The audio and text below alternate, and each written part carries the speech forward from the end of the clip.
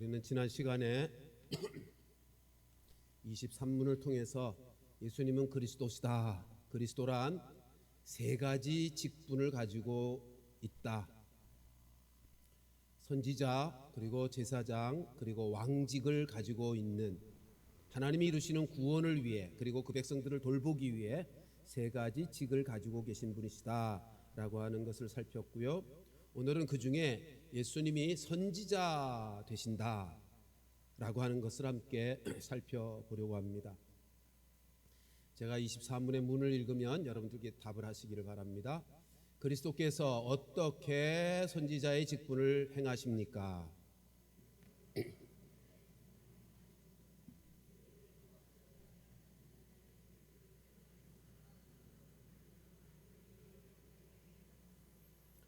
예수님이 그리스도신데 그리스도 중에 선지자 직분을 가지고 사역하시는 분이십니다. 그래서 세 가지를 살필 것인데요. 첫째가 예수님이 어떤 선지자냐 혹은 어떻게 선지자이신가 하는 것, 두 번째로 선지자로서 예수님은 무엇을 우리에게 전하셨는가 하는 것이고, 세 번째는 선지자로서 어떻게 사역하시는가 하는 것, 세 가지를 함께 살펴보려고 합니다. 여러분, 여러 차례 말씀드린 것 같은데 선지자가 무엇입니까? 선지자는 무슨 일을 하시는 겁니까? 하나님의 뜻을, 하나님을 대신하여 전하는 자를 성경에서는 선지자라고 합니다. 많은 사람들이 선지자 그러면 예언자라고 자꾸 생각을 합니다. 미래의 일을 말하는 사람. 그런데 그렇지 않습니다. 선지자라 그럴 때 그 한자어잖아요. 선자, 앞선자를 써요. 선지자라 그럴 때 프로페시라고 하는 영어 단어를 쓰는데 거기도 프로라고 하는 것이 앞이라는 뜻입니다. 자, 선지자가 무엇을 말하는 거냐 하면 앞에서 말하는 자라는 것입니다. 누구 앞에서요? 하나님 앞에서. 여러분, 앞이라고 하는 단어를 쓸 때 두 가지 의미가 있을 수 있어요. 하나는 시간적인 앞일 수 있고 장소적인 앞일 수 있는 거죠. 시간적인 앞의 의미인가? 성경에서 선지자 그럴 때 시간적인 앞의 단어의 의미인가 아니면 장소 혹은 공간적인 앞의 의미인가라고 할 때 장소적인 앞이라는 의미의 단어입니다. 무슨 말이냐면 하나님이 계시고 하나님 앞에서 하나님의 뜻을 대신하여, 하나님의 말씀과 하나님의 뜻을 하나님 대신하여 전하는 자라는 의미에서 선지자인 거예요. 우리가 선지서를, 구약의 선지서를 쭉 읽어보면 그 내용은 과거에 대한 내용도 있고 현재에 대한 내용도 있고 미래에 대한 내용도 있다고요. 왜요?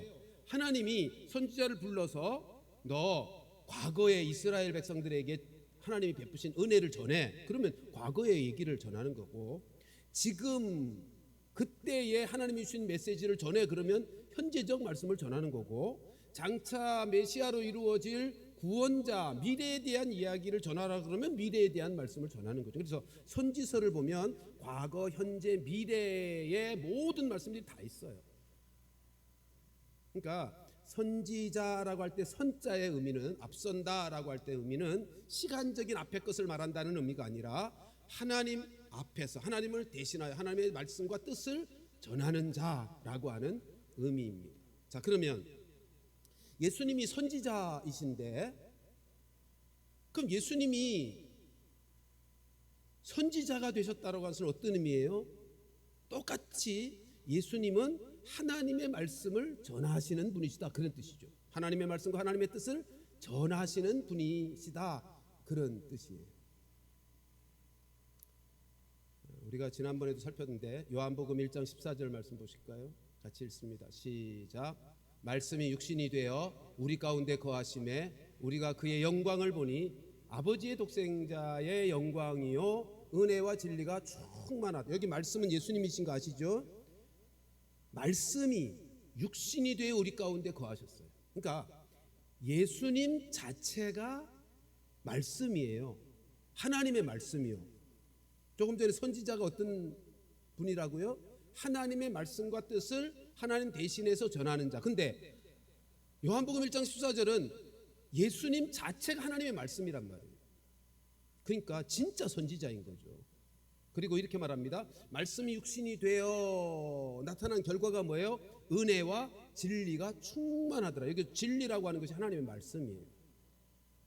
그러면 예수님께서 이 땅에 오셨는데 그분 안에 하나님의 말씀으로 충만하시다는 거죠. 그분 자체가 말씀으로서 하나님의 말씀으로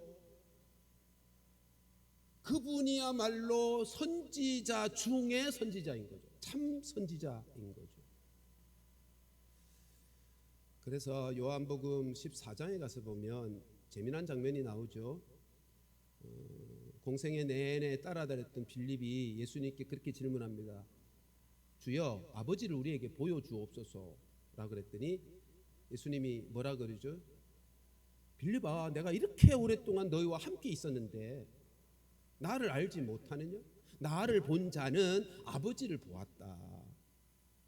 그러니까 내가 아버지와 똑같다. 내 말이 하나님의 말씀과 똑같아. 지금 그런 뜻입니다. 내가 하나님으로서 하나님 아버지의 능력도 보여주고 하나님의 말씀도 그대로. 왜요? 그분 자체가 말씀이니까. 하나님 말씀이니까.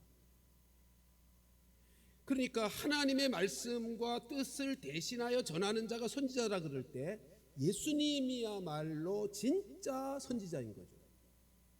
참 선지자인 것이죠. 우리가 예수님이 어떻게 선지자이지라고 할 때 엄밀하게 말하면 예수님만이 참 선지자라고 해야 할 것입니다. 자, 그래서 우리 산상수훈 보면 이런 말씀 있잖아요. 마태복음 5장 21절과 22절 두 절만 좀 볼까요? 마태복음 5장 시작. 옛사람에게 말한 바 살인하지 말라. 누구든지 살인하면 심판을 받게 되리라 하였다는 것을 너희가 들었으나 나는 너희에게 이르노니 형제에게 노하는 자마다 심판을 받게 되고 형제에 대하여 나가라 하는 자는 공회에 잡혀가게 되고 미련한 놈이라 하는 자는 지옥불에 들어가게 되리라. 예수님이 선지자 중에 선지자, 참 선지자이시기 때문에 이렇게 말할 수 있는 거예요. 네? 너희 앞에 선지자들이 와서 하나님의 말씀이라고 가르쳤는데 그 말씀의 의미는 이런 거야 라고 말할 수 있는 참된 선지자, 다시 말하면 하나님의 말씀과 뜻을 참되이 전할 수 있는, 대신해서 전할 수 있는 선지자가 예수님이니까 나는 너희에게 이르노니 라고 그 하나님의 말씀의 뜻을 온전하게 밝힐 수 있는 분이시다라고 하는 것입니다. 두 번째로 예수님께서 선지자라 그럴 때 선지자의 선지자입니다. 다시요. 첫 번째는 예수님은 선지자 중에 선지자, 참 선지자라고 할 수 있고요. 두 번째로는 예수님이야말로 선지자의 선지자라고 할 수 있단 말이죠. 여러분, 구약에 여러 선지자들이 있었잖아요. 선지자가 뭐 하는 사람이라고요? 하나님의 말씀과 하나님의 뜻을 하나님 대신해서 전하는 사람. 그럴 때 그 말씀이 육신이 되어 이 땅에 오셨어요. 그래서 참된 하나님의 뜻을 전하시는 분이 되셨어요. 오늘 본문으로 읽은 요한복음 8장 23절부터 다시 한번 보세요. 제가 읽어볼게요. 예수께서 이르시되 너희는 아래에서 났고 나는 위에서 났다. 너희는 땅의 사람이고 나는 하나님에게서 하늘에서 왔다는 거죠. 너희는 이 세상에 속하였고 나는 이 세상에 속하지 아니하였다. 그러므로 내가 너희에게 말하기를 너희가 너희 죄 가운데서 죽으리라 라고 내가 말했다. 너희가 만일 내가 그인 줄 모르면, 그 말이 무슨 말이에요? 내가 구원자인 줄 모르면, 믿지 아니하면 너희는 죄 가운데서 죽을 것이다. 그랬더니 이게 종교 지도자들에게 예수님이 하신 말씀이에요. 종교 지도자들이 되묻죠. 네가 누구냐? 도대체 네가 누군데 그렇게 말하느냐? 그랬더니 예수님의 대답이 뭐예요? 나는 처음부터 너희에게 말하여 온 자니라. 이게 무슨 말씀이에요? 예수님이 스스로 말씀합니다. 나는 처음부터 하나님의 말씀을 너희에게 전하여 준 자니라. 그런 뜻이에요. 그러니까 이런 말입니다. 예수님이 어떤 분이냐면 아담에게 말씀하셨던 분입니다. 가인에게 말씀하셨던 분입니다. 노아에게 홍수 심판을 예고하셨던 분입니다. 아브라함에게 말씀하셨던 분이에요. 다윗에게 말씀하셨던 분이에요. 구약의 모든 선지자들에게 신이 하나님의 말씀을 전하신 분이 예수님이라는 거예요. 성자 하나님이신 예수님이라는 거예요. 그러니까 예수님은 선지자의 선지자예요. 하나님의 말씀을 처음부터 하나님의 뜻이 무엇이고 하나님의 말씀이 어떠함을 선지자들에게 전하여 왔던 분이 예수님, 성자 예수님이시라 하는 것입니다. 그래서 우리는 예수님이 선지자라고 할 수 있는데 참 선지자이시고, 두 번째로는 선지자의 선지자다라고 말할 수 있습니다. 이제 두 번째 내용 살피십시다. 그러면 선지자로 오신, 하나님의 뜻을 대신 전하시는 선지자로 오신 예수님이 전하시는 내용이 뭔가? 선지자로서 하시는 말씀의 내용이 뭔가? 우리 오늘 답을 한번 다시 보실까요? 24문의 답을 다시 한번 보여주세요. 같이 중간에 보면 두 번째 줄이요. 우리를 구원하시고자 하시는 하나님의 뜻을, 우리에게 전하시는, 선지자로서 우리에게 전하시는 말씀이 뭐냐면 우리를 구원하시고자 하시는 하나님의 뜻을 우리에게 전하시는 선지자예요. 다른 말로 구원의 말씀을 전하시는 분이시란 말이에요. 구원이 뭡니까? 두 가지로 좀 나누어서 설명드릴 수 있죠. 죄에서 구원하시는 구원, 그러니까 죄인된 자를 거듭나게, 예수 믿어서 죄 용서받고 거듭나게 하시는 구원이 있고, 두 번째, 그렇게 구원받은 자가 점점 말씀과 성령 안에서 예수 닮은 인격과 삶의 사람으로 구원이 완성되어져 가는 구원이요. 그러니까 우리 구원을 얘기할 때 두 가지를 늘 함께 생각해야 되는 것입니다. 그걸 조직신학에서는 칭의 구원이라 첫 번째를 말하고, 두 번째 구원을 성화 구원이라 그렇게 말하는 거예요. 우리가 구원, 우리가 받아야 되는, 받은 구원을 얘기할 때 두 가지를 늘 생각해야 돼요. 예수 믿어서 죄 용서받는 구원과, 그리고 예수 닮은 인격의 삶의 사람으로 점점 변화되어져 가는, 성화되어져 가는 구원.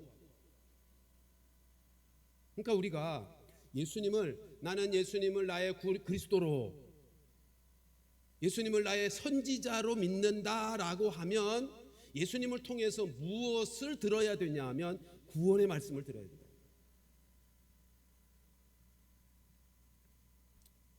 여러분, 예수 믿어서 선지자 되신 예수님의 말씀을 들을 때 우리가 이 세상에서 평안하게 살고 건강하게 살고 부유하게 살고 하는 그것은 부차적인 것이죠. 근데 사탄은, 그리고 세상은 우리로 하여금 자꾸 부차적인 것에 더 주목하게 만듭니다. 세상은 뭐라 그러죠? 야, 직장이 중요한 거야. 너 직장이 어떤 직장이냐에 따라서 네 인생의 질이 달라져. 직장이 중요한 거야 라고 세상은 우리에게 말합니다. 돈이 중요한 거야. 돈을 벌어야 인생이 안정되고 행복하지. 세상이 말하는, 세상이 가르치는 것이 그거예요. 여러분, 그러나 그리스도된 선지자 되신 예수님이 우리에게 가르치는 것은, 직장도 중요하고 돈도 중요한데 어떤 직장에 가느냐보다 그리스도 선지자 되신 예수님의 중요한 관점은 뭐냐면 그 직장 안에서 내가 구원의 은혜를 누리며 살 수 있는가. 예수 닮은 인격과 삶의 사람으로 그 직장 안에서 자라가고 성숙되어 성화되어 갈 수 있는가가 예수님의 관심입니다. 여러분, 우리가 신앙생활하면서 하나님, 나 언제 결혼하죠? 누구와 결혼하죠? 어느 직장 가죠? 어떤 학교 가야 될까요? 뭐 하나님의 뜻을 늘 구하며 살죠. 예? 선지자가 하나님의 뜻을 우리에게 전하시는 분인데 우리가 늘 하나님의 뜻이 무엇인지를 구하며 산다고요. 근데 한번 깊이 그 이면을 한번 들여다보십시다. 왜 우리가 직장 문제나 결혼 문제나 학교 문제나 내 인생에 있어서 하나님의 뜻을 찾는 거죠? 어쩌면 이런 거 아닌가요? 실패가 두려우니까. 내가 원하는 것대로 가다가는 실패할 확률이 훨씬 더 많으니까 하나님의 뜻이 어딨냐를 알면 실패 확률이 없을 것 같으니까. 그래서 하나님 뜻 찾는 건 아닌가요? 하나님, 내가 누구와 결혼할까요? 라고 할 때 그 깊은 동기가 뭘까요? 내가 이 사람과 결혼해야 될까요? 저 사람과 결혼해야 될까요? 라고 뜻을 묻는 깊은 우리 내면의 동기가 누구와 결혼해야 내가 좀 편안하게 살까? 누구와 결혼해야 내가 안정스럽게 살까? 그런 동기로 하나님의 뜻을 찾는 것은 아닐까요? 여러분, 우리의 선지자 되신 예수님이 우리를 향하신 관심은 거기에 있지 않아요. 그것보다 더 우선되는 관심이 있으시다고요. 그게 뭐예요?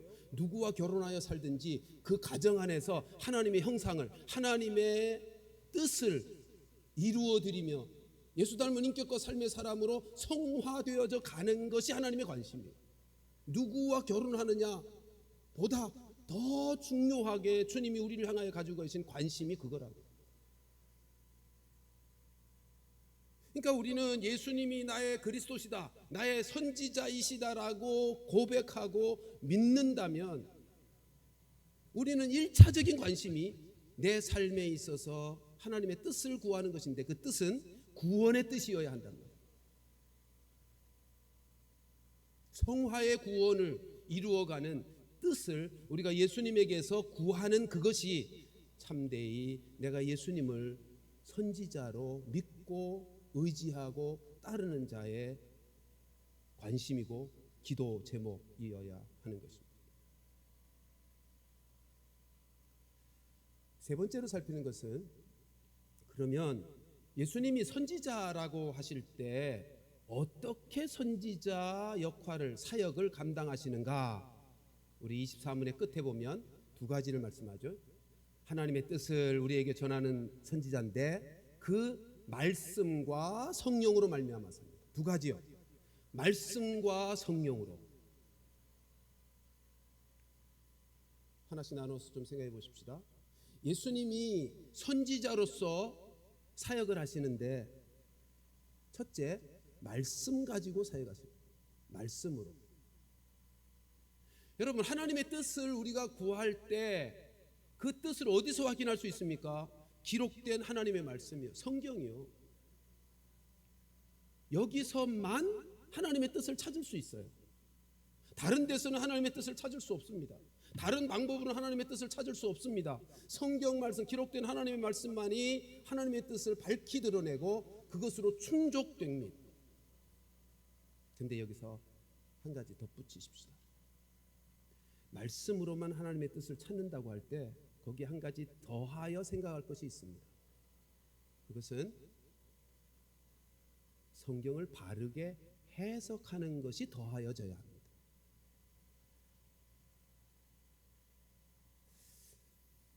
여러분, 한번 생각해 보십시오. 성경만으로 하나님의 뜻을 찾는다 라고 할 때, 제가 설교하러 올라와서 우리 하나님의 뜻을 살피십시다, 그리고 30분 동안 제가 성경만 쭉 읽고 내려가면 그것이 하나님의 뜻을 전한 겁니까? 안 전한 겁니까? 전한 것 같기도 하고 안전한 것 같기도 하죠. 하나님의 뜻은 성경을 통해서만 알 수 있는데 그 말을 잘 이해하셔야 되길, 거기다가 바른 해석이 더하여질 때 하나님의 뜻을 밝히 알 수 있는 거예요. 여러분, 오늘날 우리 개신교는 종교개혁 이후에 예배를 가장 중요시 여겨왔고, 예배 중에 가장 중요한 것을 말씀 듣는 것으로, 여러분 예배 중에 설교 시간이 절반 이상이잖아요. 왜냐하면 그것이 가장 중요하니까. 근데 만일 조금 전에 생각한 것처럼 하나님의 뜻을 우리가 알게 되는 그것이 설교, 하나님의 말씀을 듣는 시간이라고 할 때, 성경만 읽고 기록된 성경 말씀만 30분 읽고 내려간다면 여러분들이 교회 나올 필요가 뭐가 있어요? 예배당 나와서 예배 드릴 필요가 뭐가 있냐고. 집에 가서 자기가 성경 말씀 읽으면 되지. 그러니까 오늘날 하나님의 뜻을 우리가 발견하고 깨닫게 된다라고 할 때, 그것은 기록된 성경의 말씀과 함께 그 말씀을 바르게 해석하는 것이 필요하다. 왜 제가 이걸 강조하는가 하면, 기록된 성경 말씀의 해석이 잘못돼서 이단이 생기는 거예요. 변질된 교회가 나타나고 변질된 신앙생활이 나타나는 거예요. 똑같은 성경을 가지고 있어요. 똑같은 성경을 가지고 말해요. 근데 그 성경의 말씀, 기록된 말씀을 어떻게 해석하느냐에 따라서 그 심령과 삶에 유익이 되는가 하면, 어떤 경우는 그 성도의 삶의 심령에 폐해를 가져다 주는, 심각하게 고통과 폐함을, 폐악한 결과를 가져다 주는 그런 경우가 생긴다고.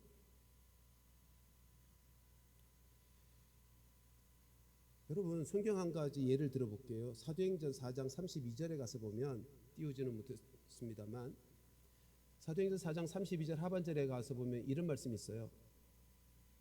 초대교회, 예루살렘 교회 안의 성도들, 자기의 재산을 자기의 것이라고 생각한 사람이 없었다 그래요. 그래서 다 자기 재산을 교회에다 갖다 바쳐요. 그렇죠? 2000여 년 전에 초대 예루살렘 교회에서 실제로 있었던 일들이라고요. 자, 그러면 설교자가 그 말씀을 읽고 나서 제가 다음 주에 여러분들 앞에, 여러분, 성경 말씀에 자기 재산을 자기 것이라고 말한 사람이 아무도 없다고 했습니다. 여러분들 다음 주에는 다 재산 팔고 재산 포기하시고 예배당에 나와서 헌금으로 다 드리십시오 라고 하면 여러분 어떻게 하실 겁니까? 네? 이게 성경 해석이라고요. 2000년 전엔 분명하게 그런 사건이, 그런 은혜의 역사가 있었어요. 그 기록된 성경 말씀이 오늘 우리에게는 어떤 의미요, 어떤 메시지로 전해져야 되는가, 이게 해석이라고요. 그러니까 우리가 성경대로, 성경을 통해서 하나님의 뜻을 분별하고 하나님의 뜻대로 산다고 할 때, 단지 성경 말씀이라고 해서 다 오케이가 되면 안 되고 그 말씀을 바르게 해석하는가 하는 것이 너무너무 중요한 거예요. 몇 년 전에요, 아버지가 아들을 죽였어요. 근데 그 아버지가 한 고백이 뭔지 아세요? 나 아브라함처럼 했다는 거예요. 아브라함처럼. 하나님이 아들 제단으로 죽여 제물로 바치라고 했기 때문에 자기가 아들을 죽였다는 거예요. 여러분, 성경을 어떻게 해석하는가가 이렇게 무서워요. 그러니까 성경 말씀 가지고 못할 말이 없는 거예요. 우리가 소요리 문답을 공부하는 이유가 성경을 바르게 해석할 줄 아는 눈을, 능력을 키우기 위해서예요. 성경 말씀을 통해서 예수님이 그리스도로서, 다시 말하면 선지자로서 우리에게 하나님의 뜻을, 하나님의 말씀을 밝혀주시는데 그것은 무엇을 통해서다? 첫 번째, 말씀을 통해서다. 근데 말씀이라 그럴 때 거기 한 가지 덧붙여 늘 생각해야 될 것은 바르게 해석하는가. 여기서 신학이 필요한 거예요. 성경 전체를 들여다보고 성경 전체의 울타리 안에서 오늘 본문을 해석하는 능력을 갖추게 하는 것이 신학이고 교리란 말이에요. 그래서 우리는 소요리 문답 공부를 하게 되고 그 소요리 문답을 통해서 교회 성경 전체에서 말하는 바 구원의 도리를 체계적으로 공부하면 엉뚱한 데서 엉뚱한 소리 하게 되면 아, 저거는 말씀을 잘못 해석한 거야 라고 하는 분별력을 갖게 되는 거죠. 자, 이제 또 하나, 예수님께서 선지자로서 말씀을 가지고 우리에게 선지자 사역을 하실 뿐만 아니라 말씀만으로는 안 되고 성령으로라고 하는 거죠. 성령으로 말미암아서요. 여러분, 하나님의 말씀은, 하나님의 뜻을 분별하는 것은 단순히 지식으로 끝나는 것이 아니기 때문입니다. 지식만으로는 하나님의 뜻을 제대로 깨달을 수 없기 때문입니다. 그래서 성령으로라고, 말씀만으로는 아니고 말씀과 성령으로 함께 있어야 합니다. 여러분, 성경 말씀, 성경책을 믿는 사람만 읽습니까? 아니죠. 믿지 아니하는 사람도 엄청 많이 읽어요. 저 절에 가면 스님들도 성경을 많이 읽고요. 철학자들도 성경을 읽고요. 믿지 아니하는 사람도 여기 좋은 말씀이 너무 많으니까 성경을 많이 읽어요. 근데 믿지는 않아요. 자, 성경을 읽으면 성경에서 하시는 말씀을 자기도 읽을 거 아니에요. 하나님이 천지 창조주이시다. 예수님이 죄 용서하기 위해 구원주로 이 땅에 오셨다. 다 읽을 텐데 근데 그들은 믿지는 않는다고요. 그러면 무슨 차이예요? 똑같이 성경을 읽었는데 왜 그들은 믿지 않고 우리는 믿는가 말이에요. 그 차이가 성령의 역사예요. 성령의 역사가 있을 때만 비로소 하나님의 말씀이 전인격적으로 반응하고 믿어지게 되고 믿고 그 말씀에 자기의 인생을 걸게 되는 거예요. 성령의 역사가 없으면 아무리 똑똑한 사람도 말씀을 읽고 나서 그런가 보다, 이건 단 좋은 말씀이네, 자기가 취사 선택해서 하고 싶은 건 하고 버릴 건 버리고. 근데 성령이 그 심령 속에 역사하면 그 말씀이 믿어지고요. 2000년 전에 있었던 사건이고 도무지 인간의 이성으로서는 이해할 수도 상상할 수도 없는 이적 기사들도 믿게 돼요. 그리고 그 말씀에 자기의 삶을 걸어요. 그 말씀에 순종하면서 자기의 인생을 바꾸어 가요. 이것을 예레미야 31장 33절에서 이렇게 말씀하셨죠. 같이 한번 읽어보십시다. 시작. 그러나 그날 후에 내가 이스라엘 집과 맺을 언약은 이러하니 곧 내가 나의 법을 그들의 속에 두며 그들의 마음에 기록하여 나는 그들의 하나님이 되고 그들은 내 백성이 될 것이라 여호와의 말씀이니라. 여기 그날 후에라고 하는 것은 예수님의 구속사역을 말하는, 예수님이 죽으시고 부활하시고 승천하신 후 성령을 보내시게 되면, 성령이 오시면 나의 법을 그들 속에 두고 그들 마음에 기록한다. 이제 돌판에 기록된 거나 종이에 기록된 말씀이 아니고 마음판에 새겨지는 말씀이 된다는 거예요. 자기의 인격이 되고 자기의 삶이 되는 마음판에 새겨진 말씀이 되는 역사. 누구의 역사시라고요? 성령님의 역사시라고요. 성령께서 오셔서 믿어지게 하고 그 말씀이 마음판에 새겨져서 그 말씀이 그의 삶을 통제하고 다스리고 그의 삶을 변화시켜가는, 그의 인생이 그 말씀에 걸려서 말씀대로의 인생으로 점점 변화되어져 가는 그런 구원의 역사를 이루게 하신다는 것입니다. 그게 성령의 역사예요. 성령의 역사 외에는 이런 일이 일어나지가 않아요. 그죠? 지식으로는 동의할 수 있겠죠. 그러나 그 말씀에 자기의 인생을 걸고 말씀에 순종하며 손해보고 억울하더라도 말씀을 따라 살아가는 그런 변화된 인생의 삶은 성령께서 그 안에서 역사하시기 때문에만 가능한. 그러니까 우리가 말씀을 믿는다는 것이 놀라운 일이죠. 성령께서 나에게 찾아오셨고 내 속에서 역사하셨기 때문에 우리가 이 자리에 있는 거예요. 그리고 성령은 조금 전에 말씀드렸지만 믿게 하시는 분이시기 때문에 이렇게도 표현합니다. 진리의 영이라고도 표현하지만 증거의 영이라고도 표현하는 거예요. 증거의 영. 그러니까 우리가 요즘 태신자를 위해서 기도하고 있잖아요. 우리가 복음을 전할 때 그저 지식으로 논리로 전하면 안 믿어지는 거예요. 성령의 역사가 있어야 믿어지는 거예요. 고린도전서 2장 1절로 사도 바울이 한 고백을 보십시다. 1절부터 5절 같이 쭉 읽어 가십시다. 시작. 형제들아, 내가 너희에게 나아가 하나님의 증거를 전할 때에 말과 지혜의 아름다운 것으로 아니하였나니 내가 너희 중에서 예수 그리스도와 그가 십자가에 못 박히신 것 외에는 아무것도 알지 아니하기로 작정하였음이라. 내가 너희 가운데 거할 때에 약하고 두려워하고 심히 떨었노라. 내 말과 내 전도함이 설득력 있는 지혜의 말로 하지 아니하고 다만 성령의 나타나심과 능력으로 하여 너희 믿음이 사람의 지혜에 있지 아니하고 다만 하나님의 능력에 있게 하려 하였노라. 사도 바울의 고백이에요. 그러니까 성령께서 역사하실 때 믿어지게 하는 성령의 나타남과 능력으로만 구원이 이루어지는 믿음의 역사가 나타나는 거죠.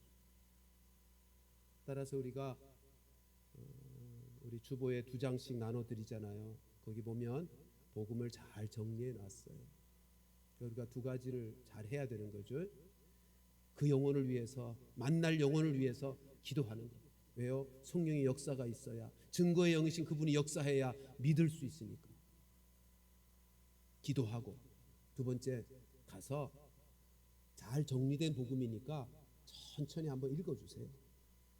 우리 교회는 어떤 교회예요? 이렇게 있으니까, 내용이 있으니까 잘 보여주고, 그 다음에 복음 제시라고 되어 있는 걸 천천히 한번 읽어주세요. 그러면 성령께서 그 심령 속에서 역사해서 믿어지게 해 주신다는 말이죠.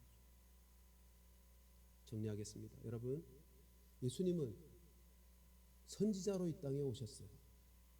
그래서 하나님의 말씀과 뜻을 우리에게 전해주시는 분이세요. 지금도 그 역사를 하고 계시는 분이시고, 하늘 보좌 우편에서 지금도 우리에게 말씀을 전하도록 하시고, 성령을 통해서 말씀을 깨닫게 하시고, 말씀의 역사를 이루게 하시고, 앞으로도 그 일을 계속하실 거예요. 그런 의미에서 우리 예수님은 우리의 그리스도, 우리의 선지자로 이 땅에 오셨고 그 사역을 이루어가고 계신 것입니다.